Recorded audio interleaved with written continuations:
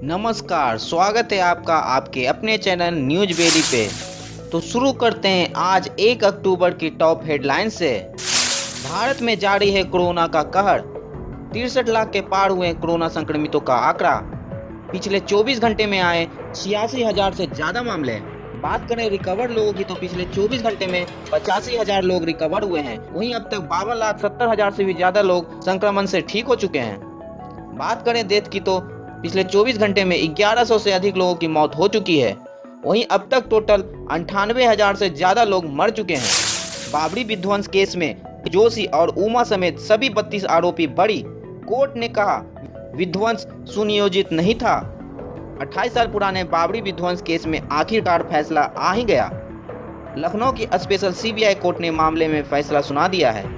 Court ने आडवाणी, जोशी, उमा, कल्याण, नित्य गोपाल दास सहित सभी 32 आरोपियों को बरी कर दिया है। कोर्ट ने अपने फैसले में कहा कि बाबरी विध्वंस सुनियोजित नहीं था, अराजक तत्वों ने ढांचा गिराया था और आरोपी नेताओं ने इन लोगों को रोकने का प्रयास किया था। कोर्ट ने अपने फैसले में कहा कि आरोपियों के खिलाफ पर्याप्त सबूत नहीं है और सीबीआई की ओर से जमा किए गए ऑडियो और वीडियो सबूतों की प्रामाणिकता की जांच नहीं की जा सकती। कोर्ट ने यह भी कहा कि भाषण का ऑडियो क्लियर नहीं है। साथ ही आपको बताते चलें कि इस केस की चार्जशीट में बीजेपी के एल.के. आडवाणी, मुरली मनोहर जोशी, उमा भारती, कल्याण सिंह समेत कुल 49 लोगों का नाम शामिल है, जिनमें से 17 लोगों का निधन हो चुका है। बाकी 32 आरोपियों को कोर्ट ने मौजूद रहने के लिए कहा था। आडवाणी और जोशी वीडियो कॉन्फ्रेंस से जुड़े थे। साथ ही आपको बताते चलें कि इस मामले पर लखनऊ की स्पेशल सीबीआई कोर्ट के जज एस.के. यादव ने फैसला सुनाया है। इस फैसले के बाद वो रिटायर हो जाएंगे। उन्हें 30 सितंबर 2019 को ही रिटायर होना था, लेकिन सुप्रीम कोर्ट ने इस केस के लिए उनका कार्यकाल फैसला आने तक के लिए बढ़ा दिया था। हाथरस गैंगरेप मामले में उत्तर प्रदेश पुलिस पर लग रहे हैं पीड़िता के शव का जबरन अंतिम संस्कार करने का आरोप।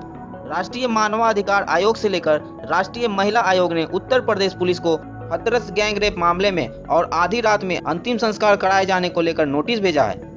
उत्तर प्रदेश पुलिस विपक्षी दलों से लेकर पूर्व पुलिस अधिकारियों की ओर से भी आलोचना का सामना कर रही है। पूर्व आईपीएस अधिकारी वी.एन. राय ने कहा कि संवेदनशीलता बरतनी चाहिए थी। वहीं उत्तर प्रदेश पुलिस के पूर्व डीजी दिलीप त्रिवेदी ने एक न्यूज चैनल से बात करते हुए कहा कि जिस तरह से बॉडी को डिस्पोज किया गया है उसे कोई डिफेंड नहीं कर सकता। ये बिल्कुल नहीं होना चाहिए था।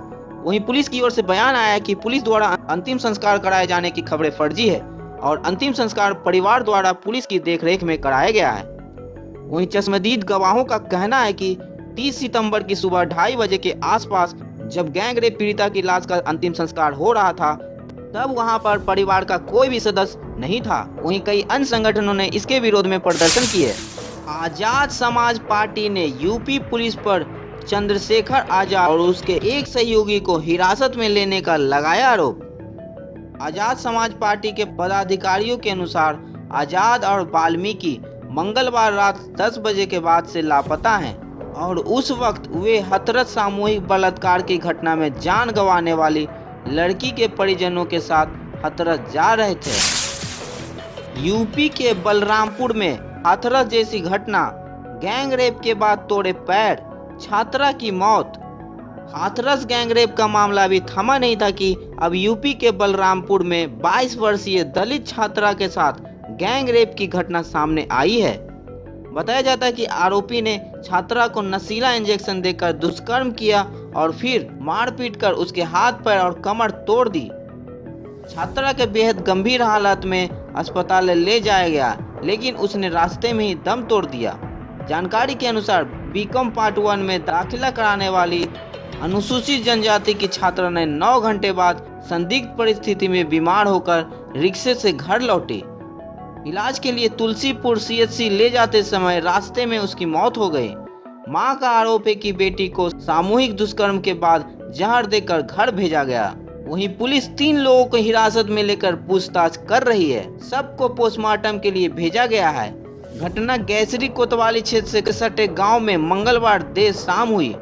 मां ने बताया कि उसकी 22 वर्षीय पुत्री विमला विक्रम कॉलेज में पढ़ती है। बीकॉम पार्ट 1 में दाखिला कराई थी।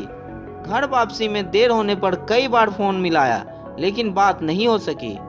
रात करीब 7:45 बजे बेटी गंभीर हालत में घर पहुंचे। उसे एक रिक्शे वाला घर तक छोड़ गया था।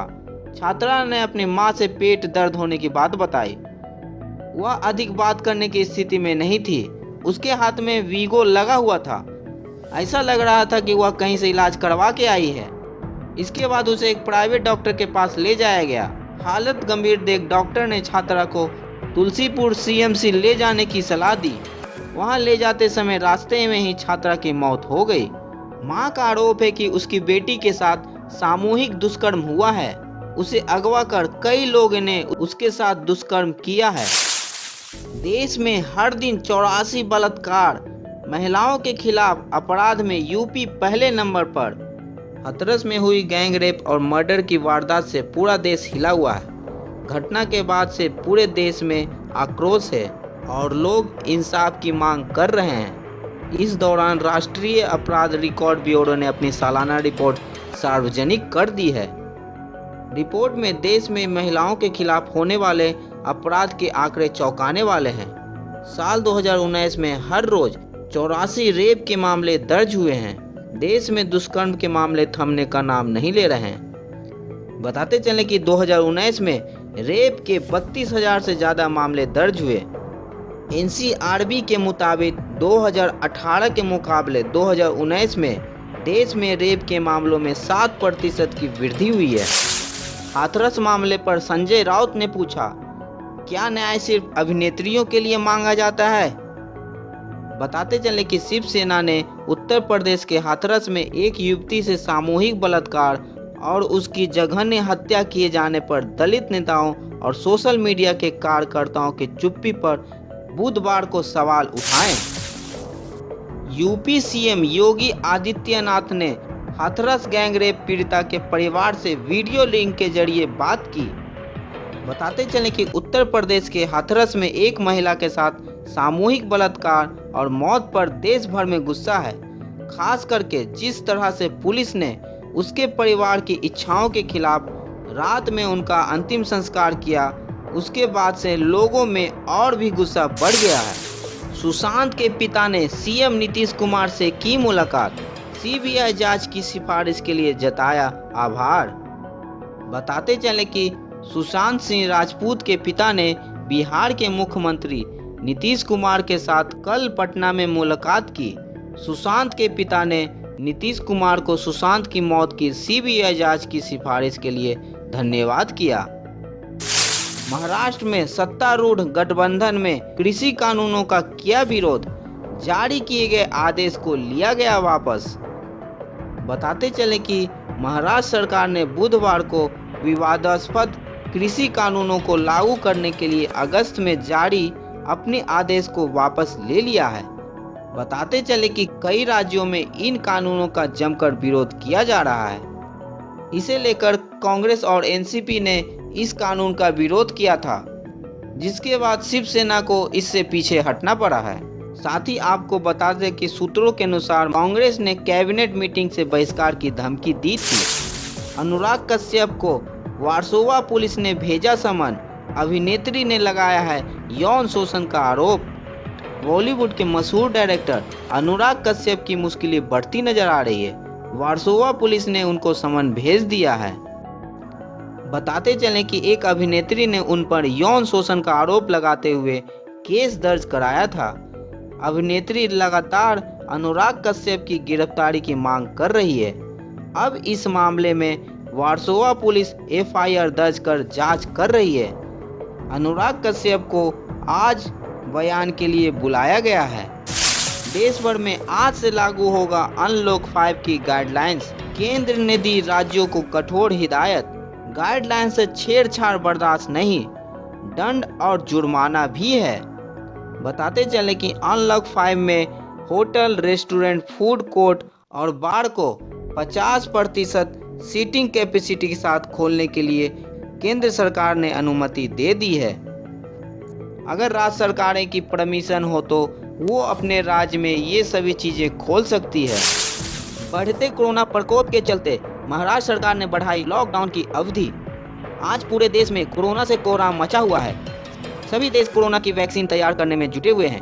वहीं भारत सरकार जनता को घर में रहने या अधिक जरूरत पड़ने पर ही घर से निकलने का सुझाव दे रही है।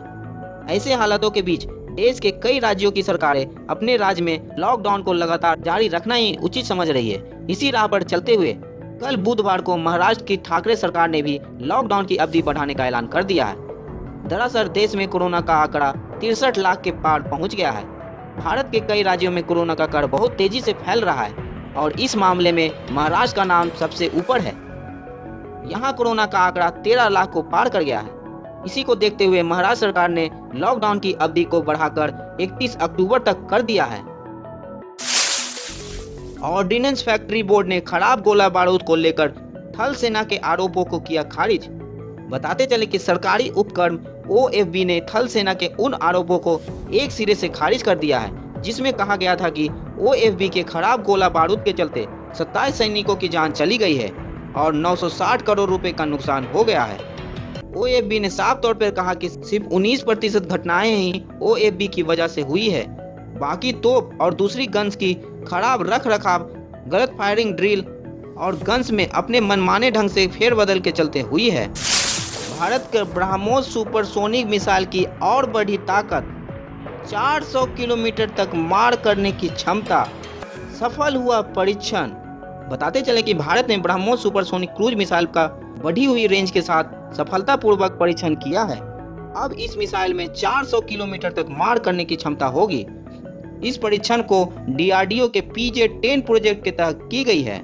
रक्षा सूत्रों ने बताया कि चांदीपुर स्थित एकीकृत परीक्षण केंद्र से इस अत्याधुनिक मिसाइल को अंधेरे में दागा गया और परीक्षण सफल रहा, जिसने सभी मानकों को प्राप्त कर लिया है। बिहार चुनाव को लेकर NDA में सीटों को लेकर LJP से बनी सहमति, भूपेंद्र यादव ने दिया बड़ा बयान। बिहार विधानसभा चुनाव के लिए NDA में सीटों के बंटवारे पर सहमति बन गई है।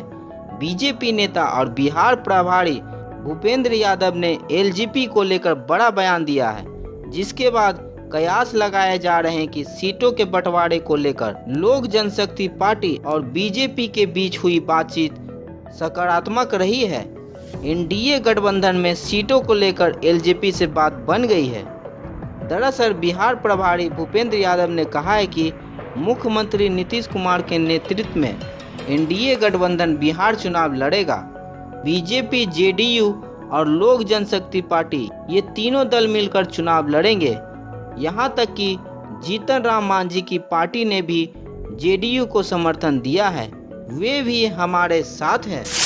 दिल्ली सरकार ने दिल्ली वालों को दी बड़ी राहत। पानी के बिल में मिल रही छूट 3 महीने के लिए और बढ़ाई गई। बताते चले कि दिल्ली सरकार ने कोरोना वायरस की महामारी के मद्देनजर बुधवार को अपनी योजना को आगे बढ़ाते हुए लेट पेमेंट सरचार्ज और एक मुश्त राशि की स्कीम 31 दिसंबर तक के लिए बढ़ा दी है। चुनावी सरगर्मी के बीच राजधानी पटना में नेता की गाड़ी से लाखों रुपए बरामद, जांच में जुटी पुलिस। बिहार की राजधानी पटना में बुधवार को एक राजनीतिक दल के नेता की गाड़ी से लाखों रुपए कैश बरामद हुए। साथ ही गाड़ी से पार्टी का झंडा और बैनर भी मिला है।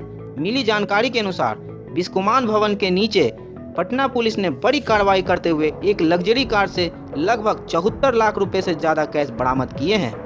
वहीं इतने बड़े अमाउंट में कैश मिलने की सूचना के बाद पटना पुलिस के बड़े अधिकारी मौके पर पहुंच गए हैं। साथ ही इनकम टैक्स के अधिकारियों को सूचना दी गई है। वहीं मौके से एक व्यक्ति को गिरफ्तार भी किया गया है। बेंगलुरु मेट्रो सेवा बहाल होने के बाद 28 कर्मी कोरोना से संक्रमित।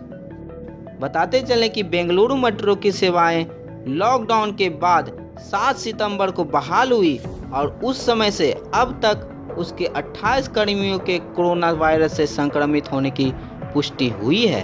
बेंगलुरु मेट्रो के एक अधिकारी ने बुधवार को यह जानकारी दी। इमरान खान ने बाबरी मस्जिद विध्वंस मामले में सभी 32 आरोपियों को बरी किए जाने की निंदा। वहीं भारत ने पाकिस्तान के इस तरह के बयानों को खारिज करते हुए कहा कि पाकिस्तान भारत के आंतरिक मामले में हस्तक्षेप करना बंद करे। पाकिस्तानी मीडिया में इस फैसले को विवादास्पद करार दिया गया है। मानवाधिकार परिषद बैठक में भारत ने पाकिस्तान को घेरा, कहा आपके झूठ से नहीं बदलेंगे तथ्य। बताते चले कि यूएन की मानवाधिकार परिषद के 45वें सत्र के दौरान संयुक्त राष्ट्र में भारत के अस्थायी मिशन के प्रथम सचिव पवन बाधे ने पाकिस्तान को कड़े शब्दों में कहा कि वो अंतर्राष्ट्रीय मंचों पर भारत की छवि खराब करने के प्रयासों के बजाय अपने घर के हालात देखे। CNEC ने कहा इसरो 2025 में देगा शुक्र मिशन को अंजाम, फ्रांस होगा इसमें शामिल। बताते चले कि फ्रांस की अंतरिक्ष एजेंसी CNES ने बुधवार को कहा है कि भारतीय अंतरिक्ष अनुसंधान संगठन 2025 में शुक्र ग्रह से संबंधित अपने मिशन को अंजाम देगा और फ्रांस इसमें शामिल होगा। डोनाल्ड ट्रंप ने उठाए भारत में कोरोना से हुई मौतों की संख्या पर सवाल। बताते चलें कि ट्रंप ने कहा कि अगर वे उचित कार्रवाई नहीं करते तो कई लाख अमेरिकियों की जान जा सकती थी।